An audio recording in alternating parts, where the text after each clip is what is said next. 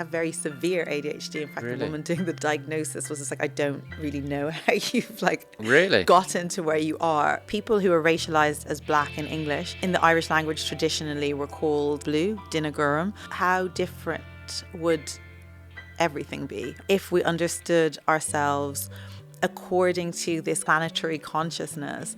But then also people who are racialized as white. In Irish, there was another word that was used. 2, 1, rolling.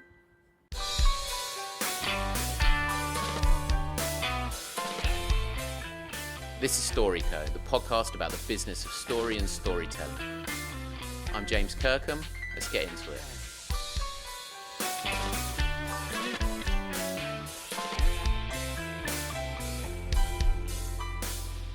Emma Dabiri grew up being told she was too much. Wrong shape, wrong hair, wrong place. Dublin in the 80s had a very clear idea of what Irish looked like, and she wasn't it. Then she wrote a book about hair, except it wasn't about hair.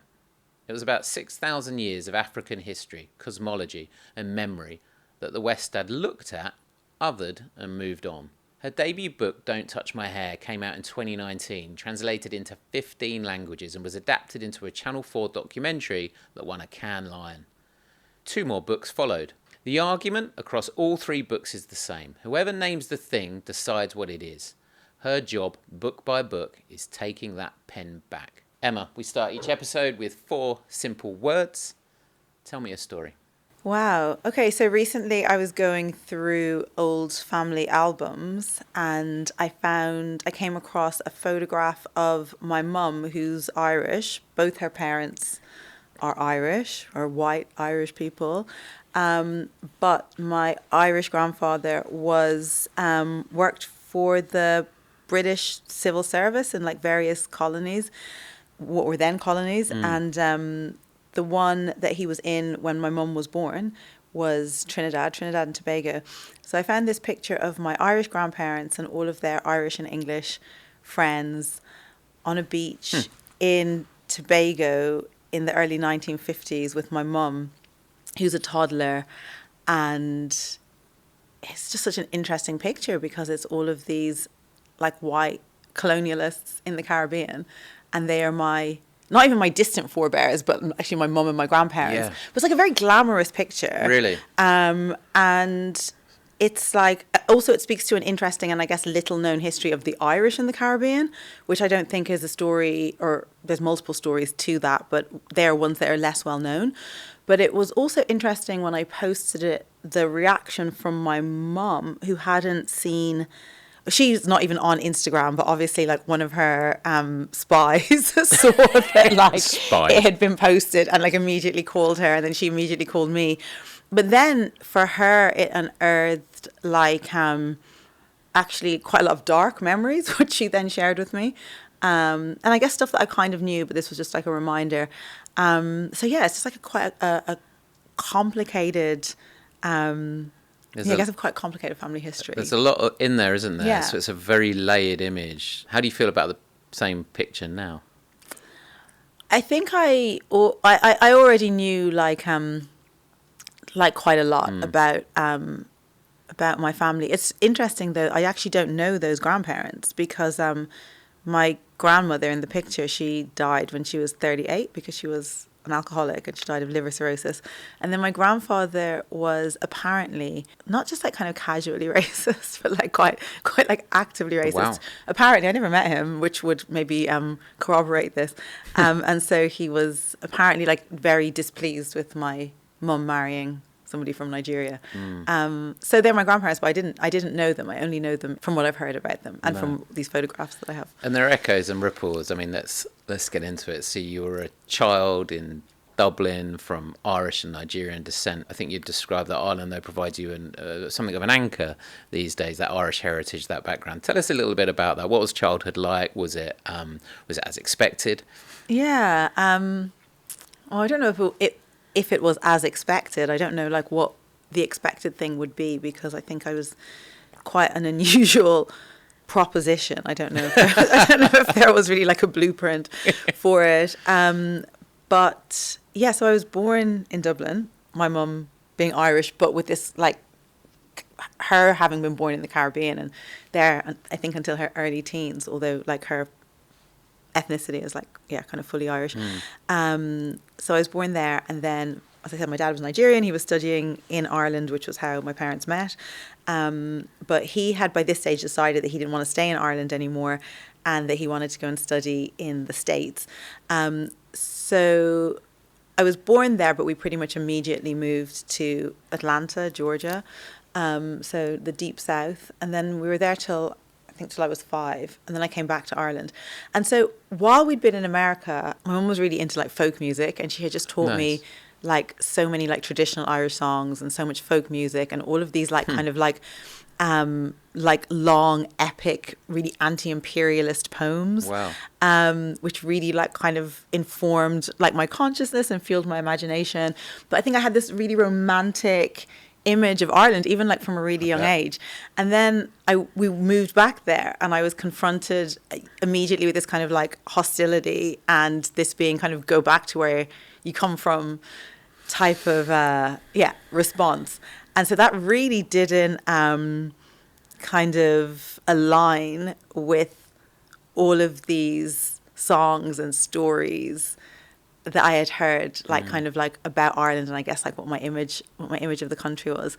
So I guess my Irishness was always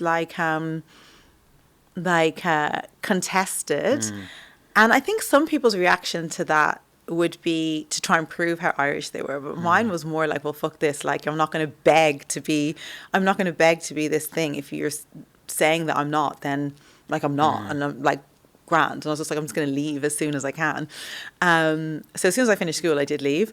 But it was really like upon leaving and moving to the UK that I guess I was like confronted with like how Irish I am, like culturally, and how much so many things that I thought were just kind of particular to me, I realized living in a different country and in a different culture were actually like specifically Irish. And I just realized so much of my sensibilities, my perspective, my worldview, my sense of humor was very much like the result of being Irish. That's nice. So that was a kind of a difficult thing to, I guess, like reconcile.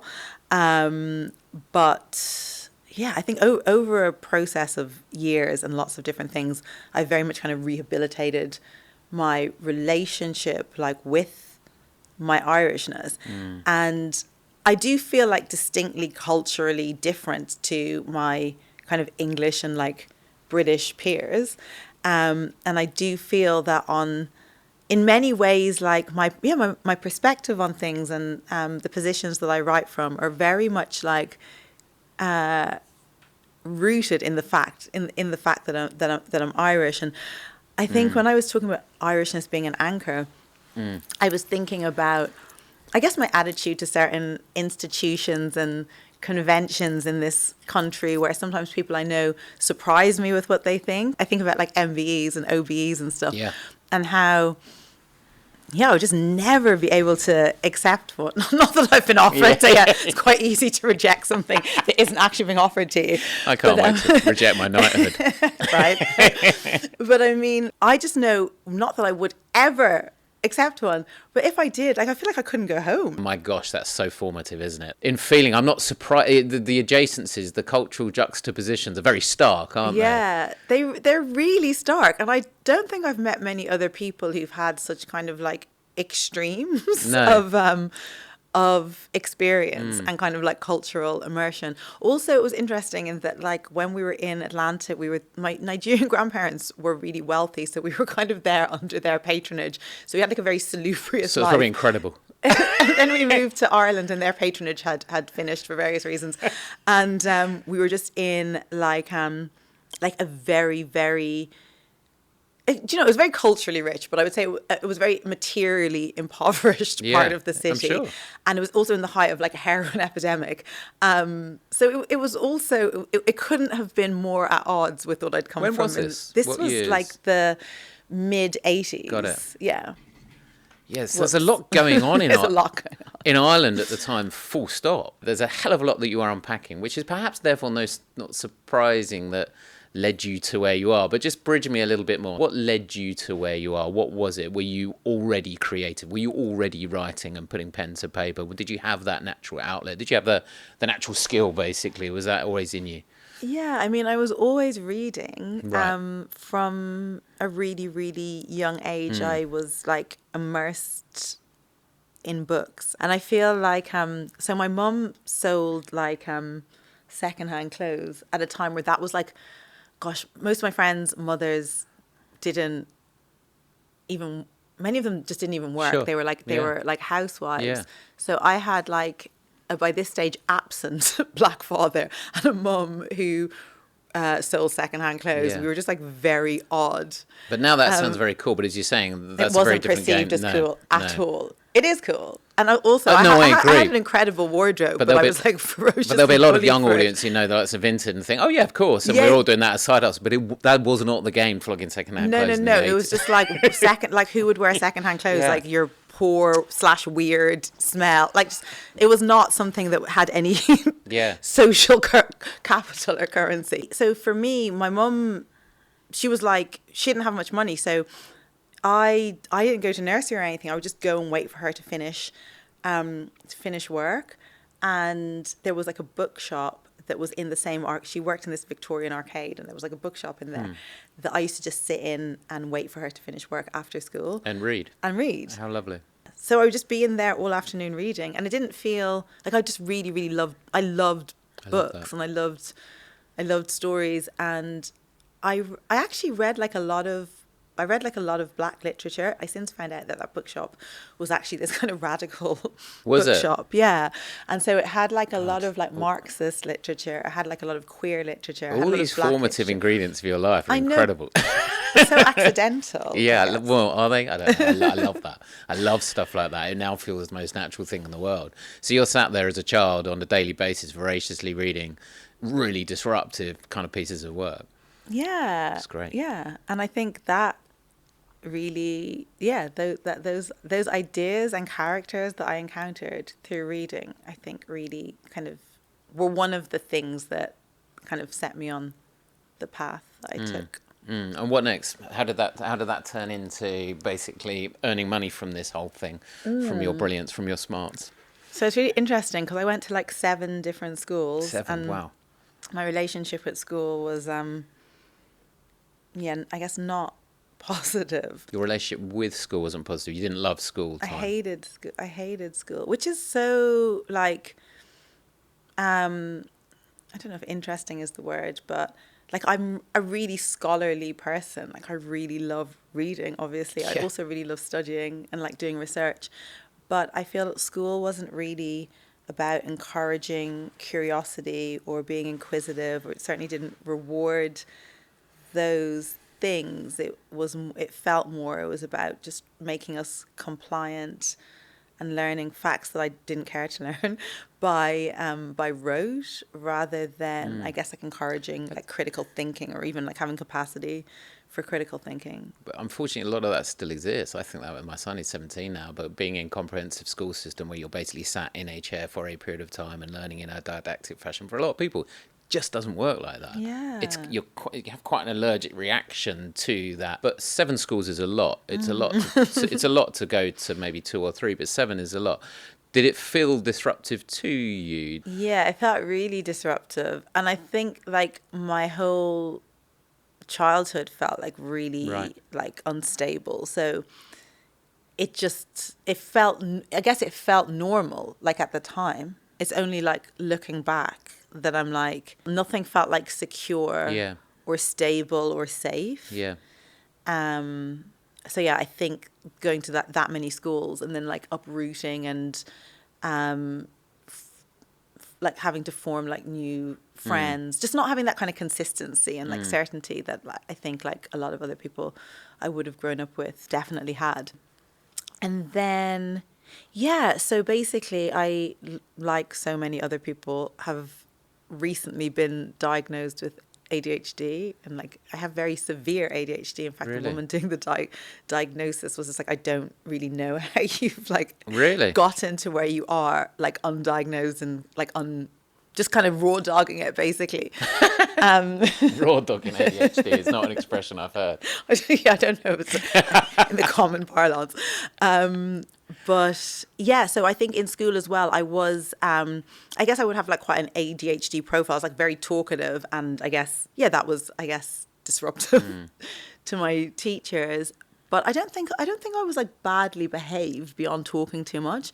But because attitudes to black people were such as they were at that time in Ireland, I think things that I did were met with like far more anger and like kind of punitive measures than they were for my peers. So I think my behavior was marked as like far more delinquent I'm sure. than it was.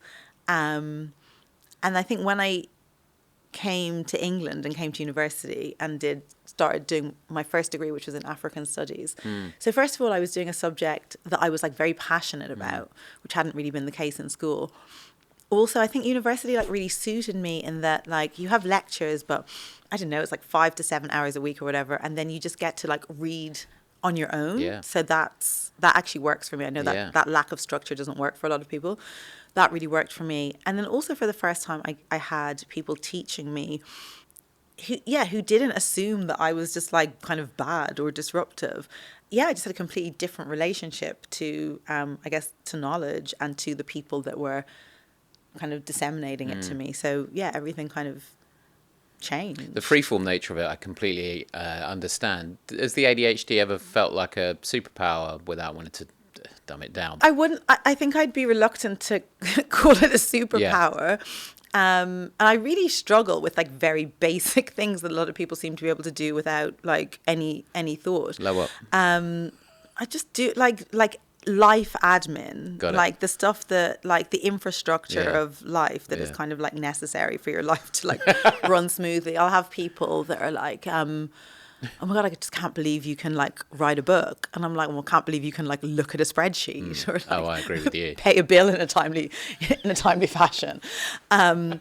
So I think that's or send a interesting. letter. Like I can't post things. Like, and there are all of these things that I used to be like, well, like why can I not do these? There's just like it's quite a basic thing. I can so empathise with that though. But yeah, as I've learned more about it, I realised that, well, I've learned that there are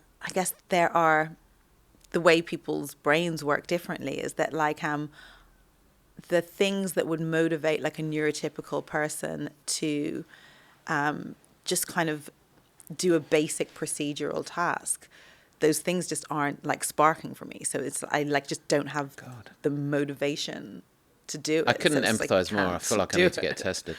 But your point about what sparks is so true versus the relentlessness of an output of writing on newsletters or strategy, whatever the hell I'm up to. I can empathise with that. Surely everyone's like that. No, I assumed. so did I. So it was actually quite a huge reveal, shock, to discover that is not the case. And then there's the whole ADHD tax stuff, because you're penalized in many ways for not being able to do those things financially and in lots of other different ways.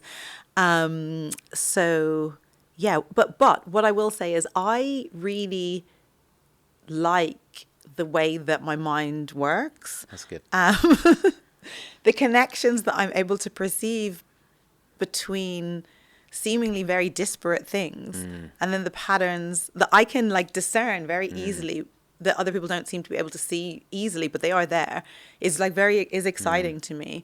And then I also feel things like incredibly intensely, which obviously has its pros and cons, but like I'm literally like so excited about life. I think music is a particular kind of like sensory thing for me, but I listen to music and I feel like in raptures of joy, like it's overwhelming almost. Really? And then I see like, I know other people who are like that as well, but I know lots of other people that just have a far more, yeah, that sounds nice. Did you always have that? Yeah, always. And you meant in the way you just described your mind then, and it's almost like, I don't want to put words in your mouth, but have you learnt to love your mind, or even back then, child little girl you reading the books kind of voraciously and so on, like, did you like the way your mind worked then? I don't think I realized that I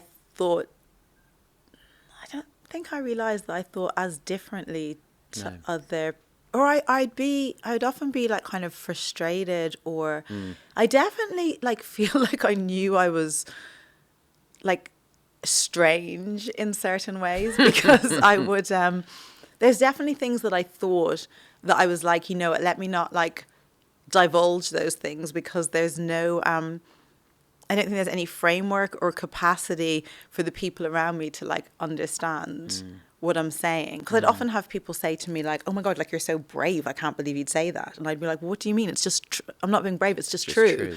But I also didn't realize that was kind of like quite a characteristic of ADHD as well, being quite like often like matter of fact. That's with things that you perceive to be the truth.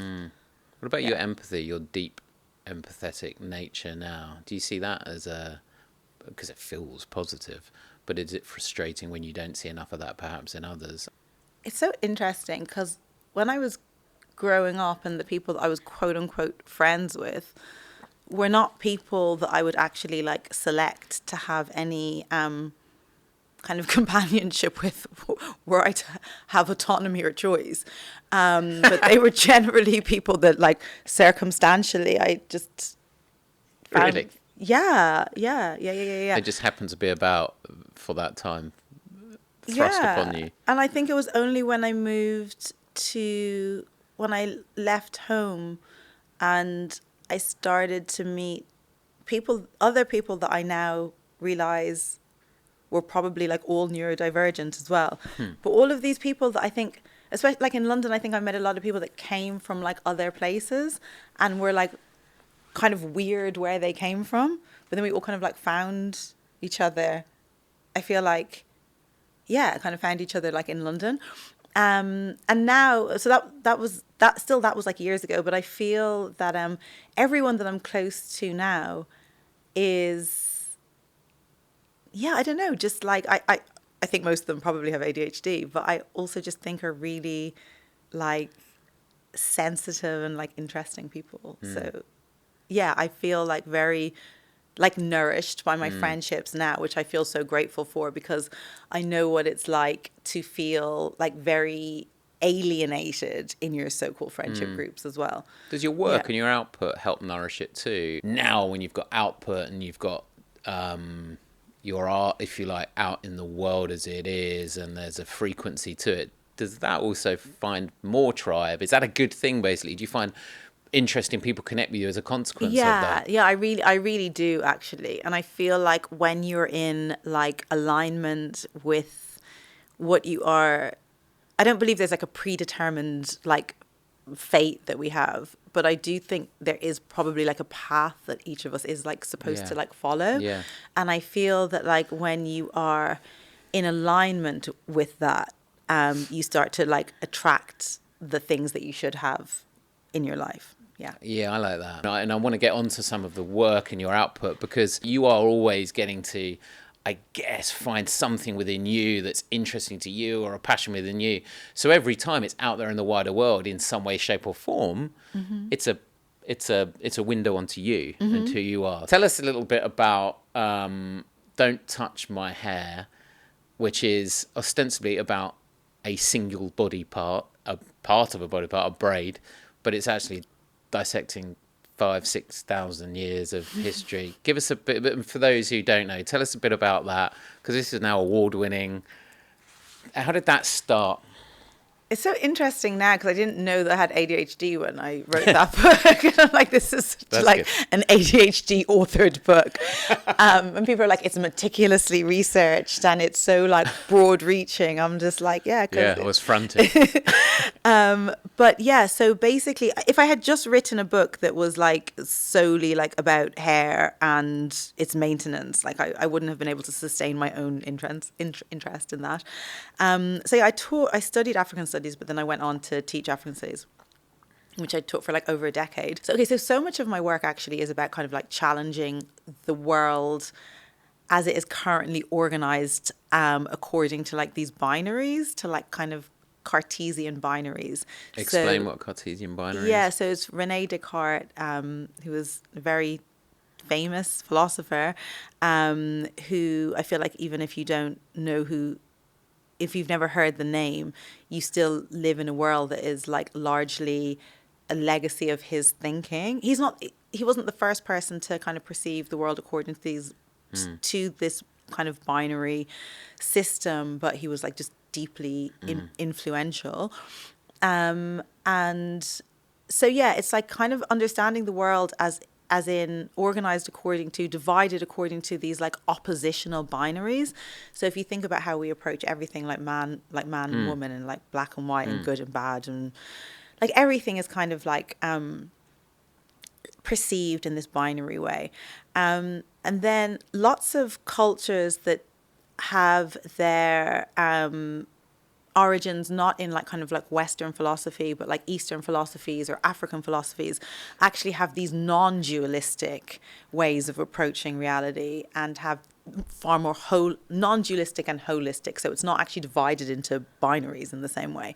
And I think like so many of our current like crises are because of how we, or because of this particular system. I was about to ask, so the current modern malaise in a kind of post-social media feed world of sheer divisiveness, do you think that all stems from this kind of Western philosophy foundation, if you like, born from such binaries? Yeah, I really think amazing. that's really influential. And I also think like so much of why the world is so fucked up is because of our lack of our disconnect, well, our disconnect from lots of things, but our disconnect to like even the natural world, like, but our disconnect to, even saying that like is kind of problematic, but our disconnect from Because nature, as opposed to understanding ourselves as just like intimately entangled in it as saying the part of it. natural world is still delineating, in other words, and it should all be one. Yeah, exactly. And within that binary, you know, you have like kind of like man versus nature, like culture versus nature, as opposed to like, yeah, this far more like entangled and integrated relationality between us as just being like a part of nature. So I wanted to use Don't Touch My Hair to like kind of smuggle in some of these like philosophical ideas from like different like African traditions that I'm interested in. And how, because hair was such a like I guess like a visual language, and there was so much kind of like artistry and creativity around hair in African and kind of like Black diasporic context, and so much was expressed through hair, including lots of like spiritual and philosophical concepts. So I was just like, hair is like this very like populist subject that like, you know, crosses over into like it's beauty. It's like this conversation that's like really happening on social media. It's like a kind of a mainstream like touch point. So if I can like use that as like kind of a mechanism to introduce kind of philosophical ideas, that's really exciting to me. So that's Original as well. Thank you. But it is. Tell me more about what you were smuggling in through it, and tell me more about the response. The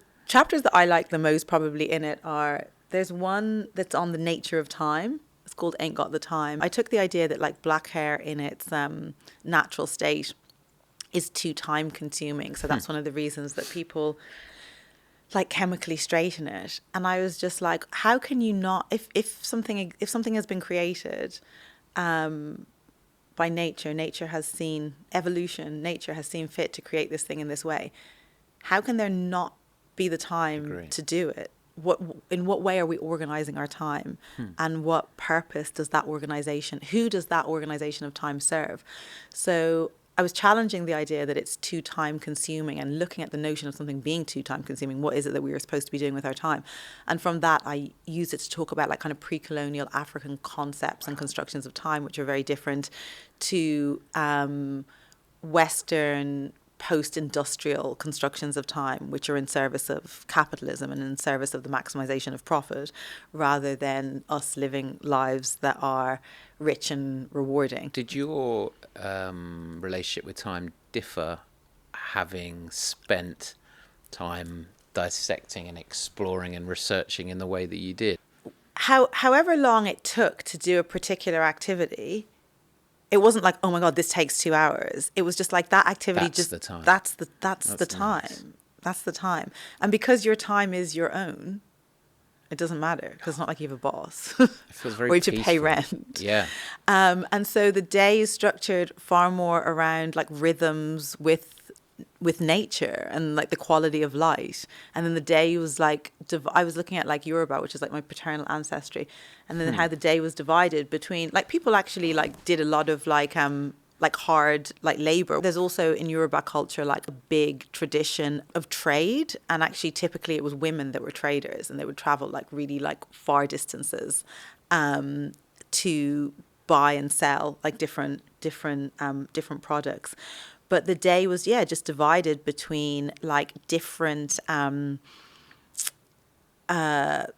like duties that people had like in terms of work, and then like song and like ritual and storytelling. Oh, lovely. Maybe doing their hair. Maybe Yeah. that would take, I don't even want to say it would take 8 hours. I don't know how long it would take, but it might be like a very intricate hairstyle Yeah. that took a long time to do. Yeah. But like in the process of that, during that process, the amount of exchange that's going on between the people who are having their hair braided and the braiders, and just like the kind of like intimacy that like unfolds without this sense of like, oh my God, but like how am I fitting this into my day? Because the day is organized around what needs to be done in the day. I adore that. Yeah, I know, it's great. It's fabulous. When this first came out, was it well received? Did you not get classed as the hair woman though? The woman about the hair? Yeah, I definitely could have, but and I think like if I was somebody that was more focused on like branding, I'd be like, yeah, okay, like I'm the hair person and that's like what I do, and then like build like a hair empire. But because I have ADHD, my attention is always like onto the next thing. Really? So I get excited by like another idea, and then I have to like follow that. So I find it very hard to just be like, right, I only talk about this. But when you're writing or producing a doc or whatever it might be, presumably you have to be quite single-minded, right? Oh yeah, I'm super into things when I'm doing them. Like But I as have soon as extreme it's- hyper focus. Really? Not as soon as it's done. And then maybe when some time has passed, I'm happy to kind of revisit Nice. it. But I think just kind of like being very like delineated and just being like, I am just the person that like is or does this one thing is kind of difficult for me. Even though there is like connective tissue, I think with all my books, it's very obvious the same person has written them. I think the same set of concerns are generally there. What is the connective tissue? I think that attempt to reimagine the world organized according to Cartesian binaries, and then to draw on cultures that have been like, I feel just like all of there's so many solutions, and there's like so much wisdom in sources that we've lost because they've been kind of like rejected or suppressed as being primitive or backwards, but in actual fact they often contain what could be the solutions to many of our current problems. And then I started with, I guess, I was like, well, I might as well start with my own kind of like cultural heritage. So initially I was very focused on, I guess, Yoruba, like on Nigeria and like other parts of Africa more broadly. But I also feel that like as I was going deeper into that and also simultaneously rehabilitating my relationship with Ireland, I was like, there's so many parallels actually, like with the Irish language and with the Irish worldview as expressed through the Irish language, that also has like very kind of novel propositions about how things could be different. I think I focus on kind of African and Irish traditions because that's my specific heritage, but I'm sure these things exist in... Of course. And do you think you will continue to? Do you think you draw real strength and skill and creativity from that? Yeah, I think so. I'm really trying to like learn more of the Irish language because I just think the more familiarity I have with it, like the kind of deeper I can go with exploring what it offers that's alternative to the world as constructed through the English language. Do you listen to or read Blind Boy? Yes. Do you like Blind Boy? Yeah, he's a friend of mine. And actually, funnily enough, when he started speaking about having been diagnosed as neurodivergent, that gave me an even greater sense that I was too, because Really? I was just like, I feel like there are so many, when I speak to him, I feel like there's so many similarities in how our minds work that I was just like, oh my goodness, if he's neurodivergent, I'm pretty certain that like I am as well. He riffs and plays with his own identity and his place in the world and contextualizes it and brings it up to date, and then goes on those lovely, seemingly utterly tangential but quite brilliant trips of discovery, much like the way you've just actually described to me something I'd never heard before in my life, and Western philosophy versus the binary system and so on. It's like, oh yeah, that makes sense. And the fact that you're starting that with something like hair or braiding is just the most wonderful, I think, kind of invisible learning. And it's I guess my point there is that for me is story, isn't it? And storytelling. Do you think about that too, beyond your own interest? Do you think about the means with which it is conveyed and communicated? The book that I'm writing at the moment is my fourth book. And I think I had very much like a tendency to be like, I have to share everything that I know and about this topic.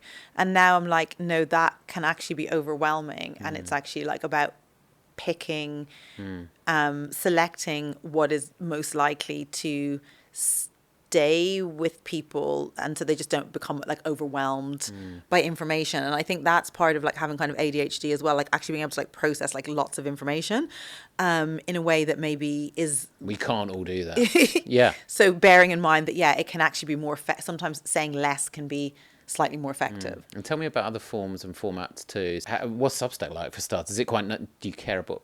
Care's the wrong word, but do you read what people say? Do you encourage that feedback? Do you feel like it's a community, or is it much more of a space to publish on? Tell me a bit about that. Yeah, I get really lovely feedback. I'm always like, Sure. I'm always really like overjoyed and like pleasantly surprised by like how much incredibly like warm feedback I get from what I write, because that was really like not what I was expecting when I started writing. I didn't really write with I didn't start writing with any expectation of anything. I started writing just out of a compulsion.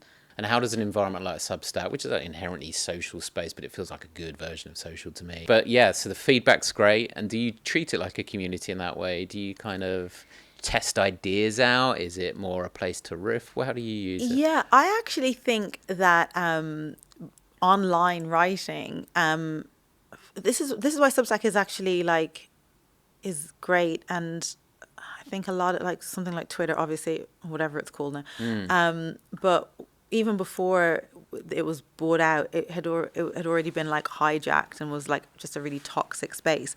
But I really think social media, and especially platforms that focus on like the written word, should actually be places where people can test out ideas before they're kind of like published, before they're committed to like the printed page. And so there should be, in an ideal world, it's very different from the one that we live in. I think it should be, yeah, a sense to a place where you're not like, I'm 100% saying this is the case, which is of course what happened.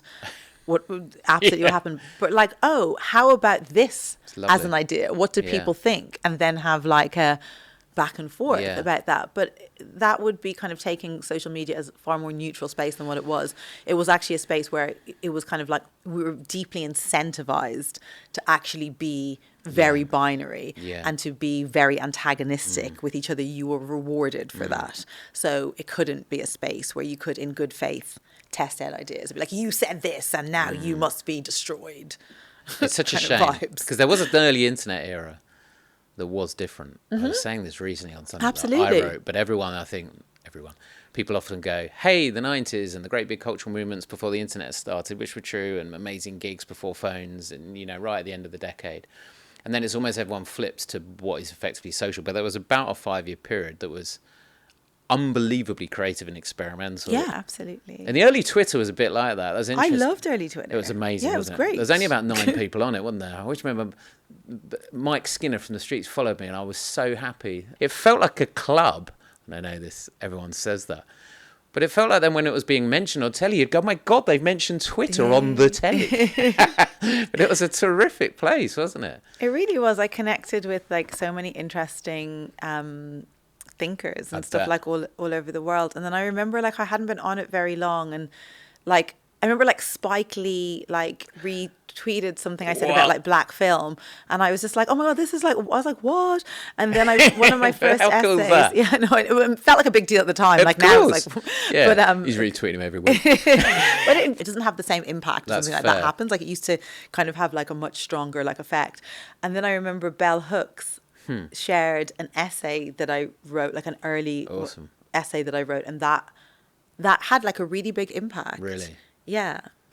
And what about the negative side? So, did you have to come off quite quickly? Was it well before Elon Musk? You mentioned that it was before it got bought, that it was already turning into a toxic place, presumably because of the polarity that we've discussed earlier. Yeah, and even people that were like allegedly, like not allegedly, but allegedly maybe is the word, that were supposed to maybe share, that it was imagined you would share similar positions to. I don't know. I feel like a lot of people were vying to be like the person. It's all it's competition. Agree. It's like competitive. It's not collaborative. So I think there's, and also as certain conversations moved from being conversations that people were having because they genuinely cared about those things and there were no rewards for having them, to things that were monetized and became lucrative topics, you have different people moving into wanting to talk about them and then kind of wanting to close the pool of those who were talking about them. So the whole dynamics of it became very different. And I was just like, I started to feel like no matter what I'm saying, even if I believe it to be if I believe it to be the truth, I'm actually part of the problem because I'm just in this really competitive arena that I just shouldn't be participating in, irrespective of what side I'm on or what I'm saying. So it kind of bounced. I love the fact that, you know, whether it be the longer form writing, whether it be using spaces like Substack to be even experimental and incubate ideas, that feels hopeful to me. Tell us kind of what's next. Tell us about the new book, Born to be Blue. Born to be Blue, yeah, named after a Chet Baker song. I'm so excited I'm genuinely like so very excited by it. It comes from like, so the kind of underpinning like thesis of it is there's an Irish language concept. There's an Irish language term. So people who are racialized as black in English in the Irish language traditionally they weren't called black, they were called blue, Dinagurum. Oh, wow. And there's different theories as to why that was the term. But the one that I'm going with, because I find it the most generative and poetic, is that the blue is in reference to the kind of quality of the color of like an iridescence that's created when light shines on like a very dark surface. Wow. So that's really fascinating to me. But then also people who are racialized as white, they use the word white in the English language. In Irish, there was another word that was used that was that means bright, and the brightness is associated with the sun shining and also the brightness of the moon. So both of the terms basically are about the relationship between like cosmological or like celestial bodies and human bodies. And I'm like, the proposition is, how different would everything be? Our relationship to ourselves, our relationship to each other, our relationship to the cosmos be, if we understood ourselves according to this kind of like planetary consciousness, rather than understood ourselves as black people or white people, terms that were invented during the period of the transatlantic slave trade in order to justify the slave trade and to serve capitalism, which was the system of the economic and system that was being developed at that time in tangent with the slave trade. So yeah, how would that transform everything, basically? So that's the kind of like thesis of the book. But then the story is memoir of my life mixed with the lives of kind of dissident mostly black thinkers or blue revolutionaries, thinkers and like artists who just led strange and interesting lives. I'm kind of using that as the material to explicate this blue concept. I could not love that thesis more, my goodness. And it's so visual, the way you've just described that. And not least, I always find it utterly bizarre how we're not all children and products of the entire planetary system we live in. Mm-hmm. So the idea that we're not at all connected is absurd. But the way you've described that thesis to you is so uniting and feels so relevant and positive for now. Where are you at with this? When's this going to be? Deep in writing it. It's supposed to come out in October of next year. Wow. So yeah, hopefully that will still be the date. And actually, just one thing I wanted to add, as you were saying, you just reminded me. So again, it's like kind of like an alternative to those oppositional categories of the Cartesian binary, black and white. Yeah. The blue and the bright are not oppositional to each other. They're actually like intimately connected because they both have the relationship to the moon and the sun. Yeah. What a wonderful, positive, uniting thought to end on. Thank you so much for coming in today. It's been such a pleasure. You're so welcome. Thank you for having me.